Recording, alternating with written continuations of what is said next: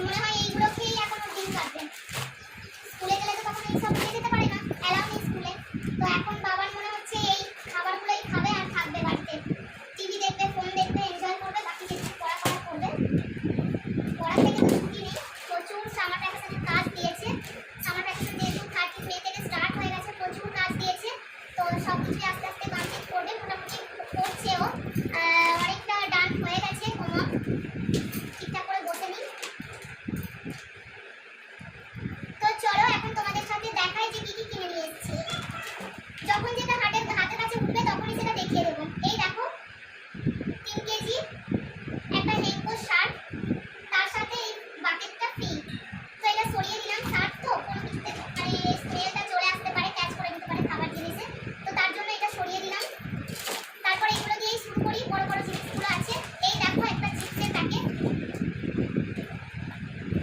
এরকম নিয়েছে বাবা দুটো, এরকম নিয়েছে দুটো, প্লাস এই যে গ্রিন কালারের নাচো চিপস, জ্যালাপেনো নাকি এরকম একটা নাম, তো এটা নিয়েছে দুটো। এগুলো 100 রুপিস করে এমআরপি আছে চারটে। তো ক্যান্টিনে তো সেরকম রেট নেয় না, ক্যান্টিনে তো অনেকটা করে আমাদের ছাড় থাকে। আর এই দেখো এখানে একটা 1-2 চিপসি বেগস, চিজ বেগস, এটা একটা 5টা এতটা বড় বড় বাবার নিয়েছে চিপস। তারপর যেহেতু গরম পড়েই গেছে তো সেই জন্য নেওয়া হয়েছে ফ্রুটি, 3টে নিয়েছি আমি। এই দেখো দুটো, আর এটা একটা। শুধুমাত্র ফ্রুটি ছিল, কোনো আর মানে সফট ড্রিঙ্ক কিছু ছিল না, তো তার জন্য ফ্রুটিটাই নিয়েছি। সফট ড্রিঙ্ক বাইরে থেকে মানে সিগলে থেকে তোমাদের দাদাভাই নিয়ে আসবে, আর আনা হচ্ছে, খাওয়া শুরু করে দিয়েছি গরম পড়তে না পড়তেই। তারপর নিয়েছি দুটো হিট স্প্রে, একটা রেড কালার আর সোলা এগুলোর জন্য, আর একটা মশার ইভিনিং টাইমটা প্রচন্ড ব্যয় করি, দরজাটা খোলা থাকলে এত রুমে মশা ঢুকে যায়, তো তার জন্য একটা কালা হিট নিয়েছি, সরিয়ে দিলাম। নিয়েছি দুটো নুডলস, 2 প্যাকেট আছে, একটু এগুলো ঘরে আছে, তারপর থাকতে থাকতেই নিয়ে আসি, জানি না আবার কবে ক্যান্টিন যাবো, মোটামুটি 1-1.5 মাস পরে। তো